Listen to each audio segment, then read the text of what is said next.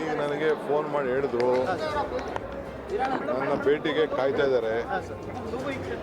ಅಲ್ಲಿ ಬಹುಶಃ ಕೃಷ್ಣ ಕಚೇರಿಯಲ್ಲಿ ಇರಬೇಕು, ಮನೆಯಲ್ಲೋ ಇಲ್ಲ ಕೃಷ್ಣಲ್ಲೋ ಇರ್ತೀನಿ ಅಂತ ಫೋನ್ ಮಾಡಿದ್ದಾರೆ.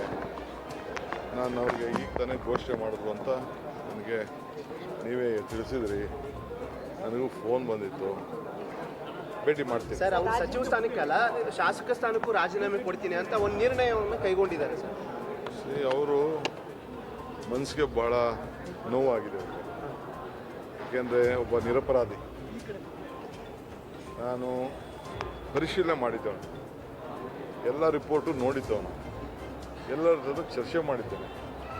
ಸೊ ಅವನ್ನ ಅಪರಾಧಿ ಸ್ಥಾನದಲ್ಲಿ ಸೇರಿ ಈ ರೀತಿ ಒಬ್ಬ ದಲಿತ, ಒಬ್ಬ 4 ಬಾರಿ ಗೆದ್ದಂಥವ್ರ ಬಗ್ಗೆ BJPಯವರು ನಡ್ಕೊಂಡಂಥ ರೀತಿ ಇದೆಯಲ್ಲ, ಅದು ಅವನೊಬ್ಬಂಗೆ ಅಲ್ಲ, ಇಡೀ ಜನತೆಗೆ, ಬಡ ಜನತೆಗೆ ಎಲ್ಲರಿಗೂ ಕೂಡ ಇವತ್ತು ನೋವು ಉಂಟಾಗಿದೆ. ರಾಜೀನಾಮೆ ಬಿಜೆಪಿಯ ಗೆಲುವು ಅಂತ ಹೇಳಬೇಕಾದ್ರೆ ಛಲವಾದಿ ನಾರಾಯಣ ಸ್ವಾಮಿ ಆಯಿತು, ಅವ್ರು ಏನಾದ್ರು ಮಾತಾಡಿ ಖುಷಿ ಪಡ್ಕೊಳ್ಳಿ ಬಿಡಿ. ಸರ್, ಪದೇ ಪದೇ ಅವ್ರ ವಿಚಾರವನ್ನು ಪ್ರಸ್ತಾಪ ಮಾಡ್ತಾ ಇದ್ರು. ಬಟ್ ಸರ್ಕಾರ ಮಣಿತ ಅಂತ, ವಿಪಕ್ಷಗಳ ಒತ್ತಡಕ್ಕೆ ಸರ್ಕಾರ ಮಣಿತು ಅಂತ. ಸರ್ಕಾರ ಮಣಿದಿಲ್ಲ.